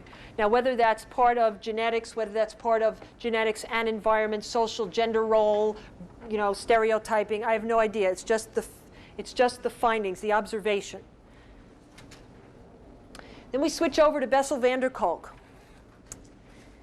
And Bessel van der Kolk works with adults who have chronic post-traumatic stress disorder. Now, van der Kolk has identified 3 parts of the limbic system that seem to play a major role in post-traumatic stress disorder. Those 3 parts are, and on the page there, right there for you, page 18, those parts are the amygdala, the hippocampus, and the locus coeruleus. The amygdala, the hippocampus, and the locus coeruleus. Okay. The amygdala is the only part of the limbic system that we know of right now that is already fully online, functioning, and working when the fetus is born. Its job is to register intense emotion about experience.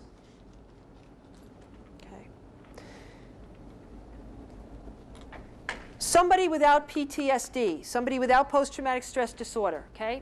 So let's say I ask you guys a question of, invite you to remember a significant loss in your life, okay? Some people are going to be saying, years from now, what were you doing on September 11th, 2001, okay? So you kind of see a picture of that loss. If I ask you about a loss, you see the picture.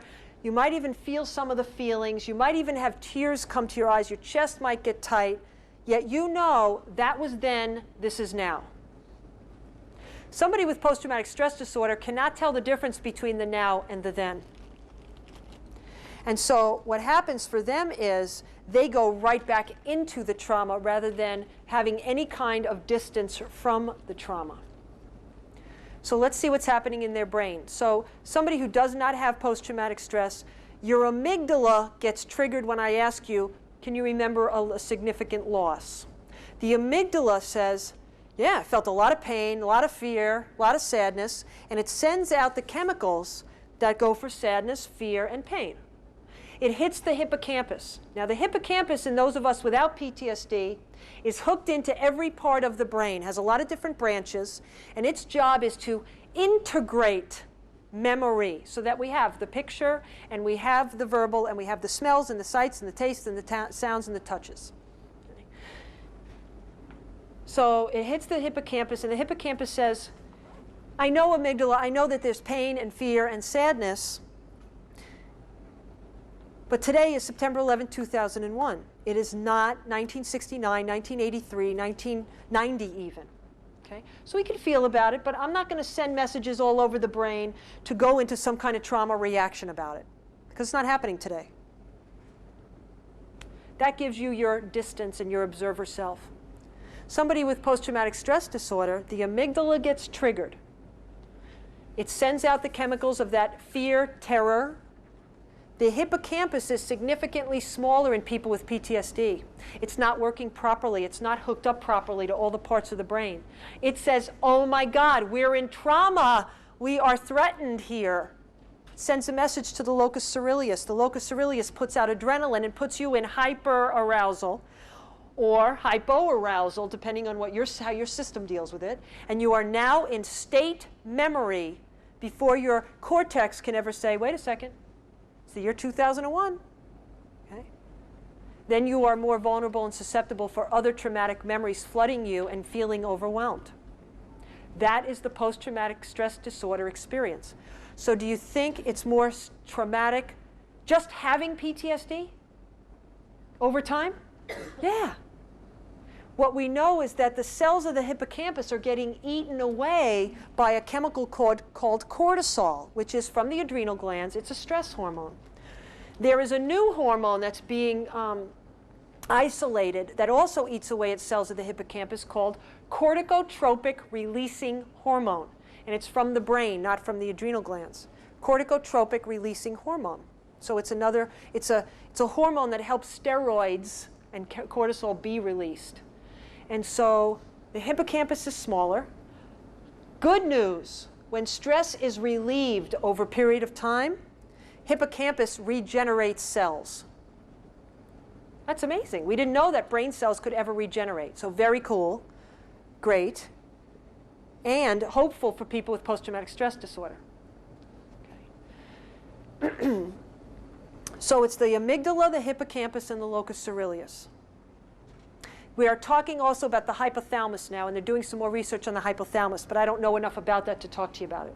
So more is going to continue to be revealed about this stuff. Now, Bessel van der Kolk is a psychiatrist, so he's interested in biochemistry and brain structure. So what's the first thing he's going to do? He's going to say, what medicine do we have, right? And so in the early 90s, he does a study looking at a medicine that does something to serotonin in the brain, because serotonin is important for the hippocampus to work properly. And he does a study comparing Prozac with traditional debriefing, tell me about your trauma kind of therapy, because Prozac kept serotonin in the brain longer. What did he find? The people who were on Prozac had a reduction in post-traumatic stress symptoms faster and for longer periods of time than the people who did the traditional debriefing therapy. So medication may be appropriate for some post-traumatic stress stabilization. Okay. So we have a whole classification of these meds now. They're called SSRIs, right? The selective serotonin reuptake inhibitors. Prozac, Paxil, Zoloft, Celexa, and Luvox. Now, Paxil you've seen on TV commercials. Social anxiety disorder. Okay? Somebody's afraid to go out, they say, give them a pill, they'll be fine. Okay? And they smile, and they're out there and they're drinking probably, right? That's probably on the commercial. Just having a glass of wine. And then you have Zoloft, which in 1999, December of 99, was approved as the medicine for post-traumatic stress disorder by the FDA. Now, what they don't tell you is the trials that they did were only on women. They didn't do the trials on men, so we really don't know how Zoloft affects men with post-traumatic stress disorder. But their marketing is, that's the medicine for PTSD. So any of the SSRIs. Okay. So medication may be appropriate, and then I have to talk to you about non-medication interventions for stabilization. There are so many what's called short-term trauma resolution methodologies out there. Okay. I have a big question about resolution. Okay, that's my bias.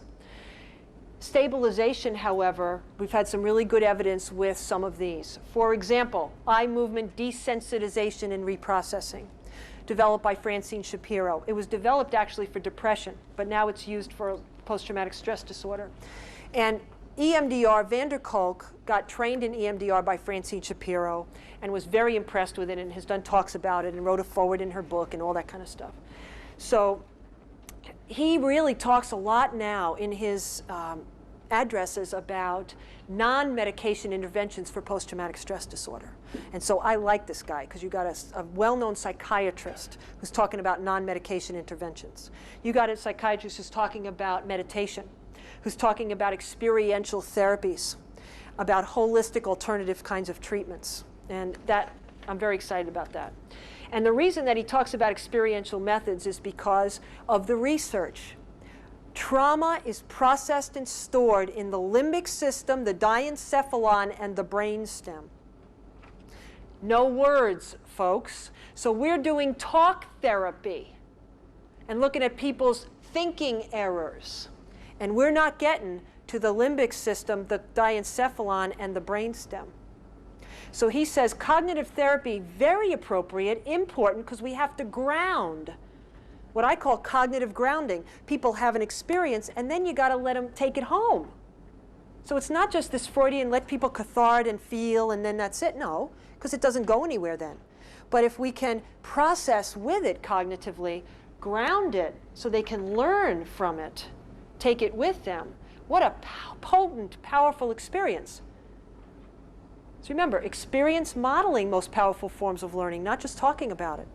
The other thing that's exciting is they're saying between the next 5 to 10 years, they are going to be able to have enough, the PET scans are going to be good enough, or the other kinds of scans they're developing now are going to be good enough, that when somebody enters into psychotherapy, you're going to be able to do brain scan. And you're going to be able to see, based on their brain changes, the progress you've made in psychotherapy. That's pretty cool, okay? And that will take us from a non-science more into a science. Okay? There's also, we know that psychotherapy is also about art as well as science. And one of my fears is that they're trying to take all the art out of it and just make it a science. That also scares me. But not yet. Haven't done it yet. All right. So in the 4 pages that follow, you have 19, 20, 21, 22, 23. Give you little blurbs about these short-term trauma resolution methodologies. Look at it, see what you like, take what you like, leave the rest. Get more information if you want to. It's just for information purposes. Can be helpful in terms of the stabilization piece. In conjunction with everything we're talking about. These are not cures. These are not cures. These are not something you read an article about and try to do either.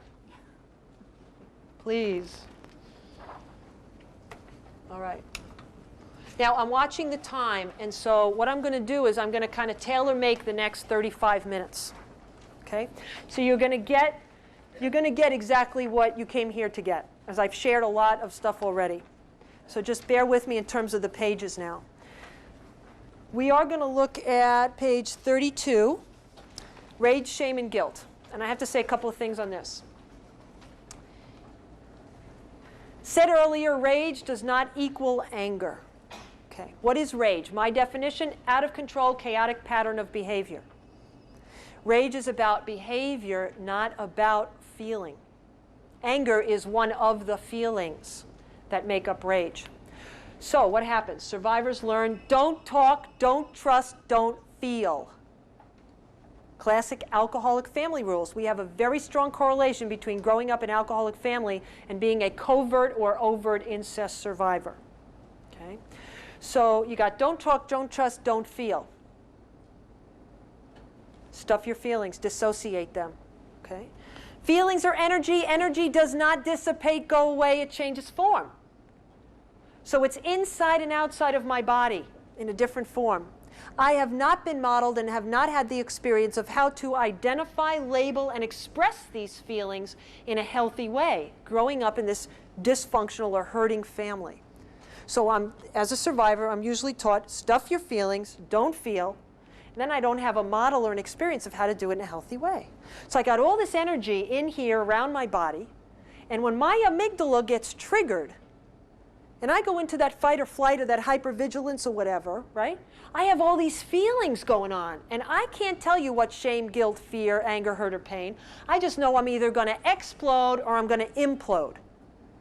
And so that's what rage is. It's the exploding of all this energy, or it's the imploding. How do I implode? I shame myself. I beat myself up emotionally. I self-mutilate. How do I explode? I hurt other people. I'm yelling, screaming, hitting, starting fights, recklessly driving. Okay? I'm sexually perpetrating. I can sexually perpetrate myself by compulsive masturbation, by setting myself up to be in dangerous sexual situations, to be victim again and again and again. That's raging behavior. It takes many different forms. So I work with people to identify their own raging behavior. What's the way out of raging behavior? It's how do I learn how to identify, label, and express feelings in a healthy way? That's the way out of rage. Identify, the question is, what's going on inside or outside of your body right now? That's identifying physical sensations, which helps people get back in their body.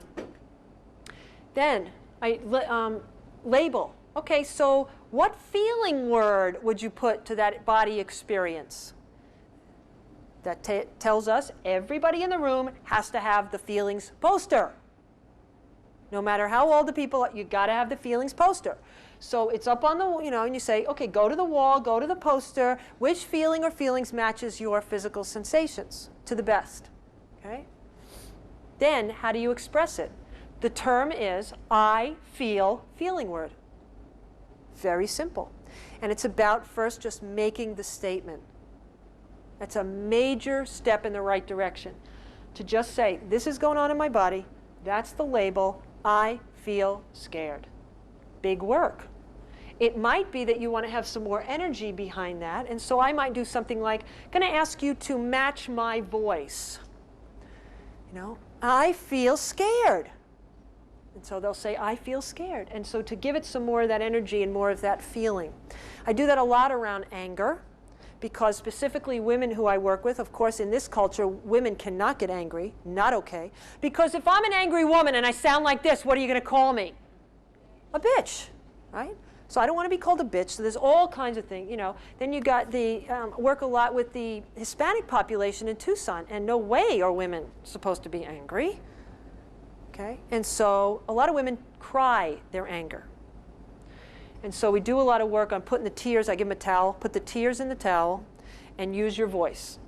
And it's scary, and it's also empowering. So I don't force anybody. It's about where are they at? Are you willing? Check in with them, breathe. You willing to go a little further, or is that enough for right now? Always checking in. No, I did plenty of work right now. Great, you did a beautiful piece of work. Fantastic. Leave it there till the next time. Somebody told me about this book called Getting in Touch with Your Inner Bitch. I haven't found it yet, though. I'm still looking for that inner bitch. I don't know where she is. People say, oh, I've seen her. No, you're always the last to know. Okay. Shame and guilt, where does that come in? Shame and guilt. Well, we talked about toxic shame before. I am bad, dirty, unlovable, that stuff. Toxic guilt. I did something to cause it. I didn't do something so it happened. I did something so it continued, and I didn't do something so it continued. Okay? I don't think so. Reality is, okay, you were powerless over that. It happened, Stuff happens. Bad things happen. Okay. So here I am. I'm raging, and then there's toxic shame and guilt. So remember I said illusion of control keeps them on this earth one day at a time because they think it'll be different if they could do it different. That's one of the ways that rage, shame, and guilt works for a survivor to stay literally on this earth 24 hours at a time. And the other piece for rage, shame, and guilt is that it does give the illusion of control when the reality is powerlessness. That doesn't mean helpless, but it means powerless. Didn't cause it, can't control it, and can't cure it. That's what powerless equals. I'm going to say that when we talk about the 12 healing steps. Core grief is the good stuff you didn't get that was your birthright. That's the hurt and the pain that comes after the anger, is the core grief. So remember, you're all grief specialists. The grieving process, does it have a specific time limit on it? No, it does not. So here's my deal. The sexual trauma recovery process is the grieving process. That's why it's long-term work. That's why it's not 6 sessions. Okay? So it is the grieving process.